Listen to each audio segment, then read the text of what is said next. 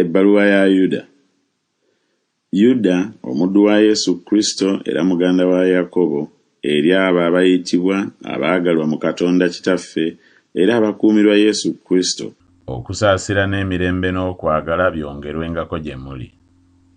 Abaagalwa, bwe nali nga nfuba okubawandiikira ebyobulokozi bwaffe ffenna, nawalirizibwa okubawandiikira, okubabuulirira, okuwakaniranga ennyo okukkiriza abatukuvu kwe baaweebwa omulundi ogumu. Kubanga waliwo abantu abayingira nga basensera abaawandiikirwa edda omusango guno, abatatya Katonda, abakyusa ekisa kya Katonda waffe okuba obukaba, ne beegaana Yesu Kristo ye Mwami, ye Mukama waffe omu yekka. Naye njagala okubajjukiza, newaakubadde nga byonna mwabimanya omulundi gumu, nga Mukama bwe yamala okulokola abantu mu nsi y'e Misiri, oluvannyuma n'azikiriza abatakkiriza. Ne bamalayika abataakuuma bukulu bwabwe bo, naye ne baleka ekifo kyabwe bo bennyini, abakuumira mu njegere z'ennaku zonna wansi w'ekizikiza olw'omusango ogw'oku lunaku olukulu. Nga Sodomu ne Ggomola n'ebibuga ebyaliraanawo bwe byayendera ddala okwenkana nabo ne bikyama okugobereranga omubiri omulala, byateekebwawo okuba ekyokulabirako nga bibonerezebwa n'omusango gw'omuliro ogutaggwaawo.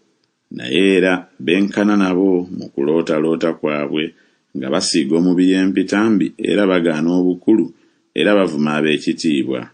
Naye Mikayiri, malayika omukulu, bwe yayomba ne Setaani n'ayogera naye olw'omubiri gwa Musa, teyayaŋŋanga kumuleetako musango gwa kuvuma, naye yagamba nti, Mukama akunenye.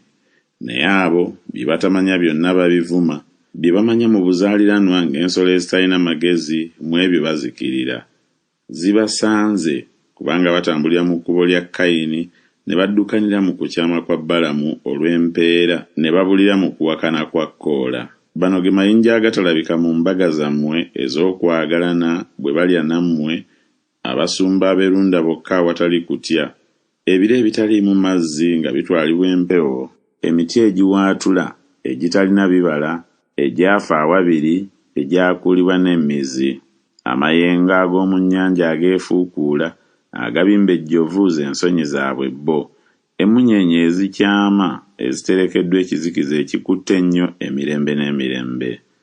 Era abo yabalagulako Enoki ow'omusanvu okuva ku Adamu, ng'ayogera nti, laba, Mukama yajja n'abatukuvu be 100 okuleeta omusango ku bonna n'okusinza omusango bonna abatatya Katonda olw'ebikolwa byabwe byonna bye bakoledde mu butatya Katonda, n'olw'ebigambo byabwe byonna ebikakanyavu aboonoonyi abatatya Katonda bye bamwogeddeko.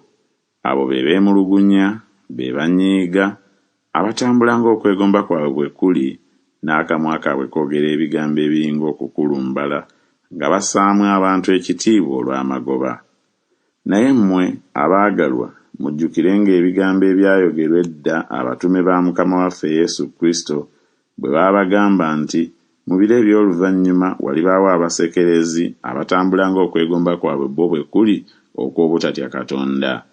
Abo be baleeta okwawula, ab'omubiri, abatalina mwoyo.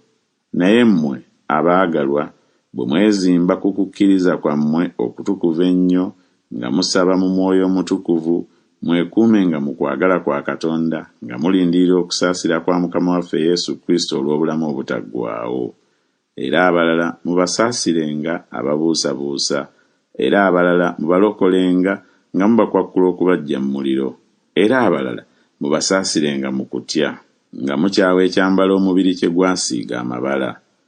Naye oyo ayinza okubakuuma obuteesittala n'okubayimiriza mu maaso g'ekitiibwa kye nga temuliiko bulema mu kujaguza, Katonda omu yekka omulokozi waffe, ku bwa Yesu Kristo Mukama waffe, aweebwenga ekitiibwa, obukulu, amaanyi n'obuyinza, edda n'edda ng'emirembe n'emirembe teginnabaawo, kaakano era n'emirembe egitaliggwaawo.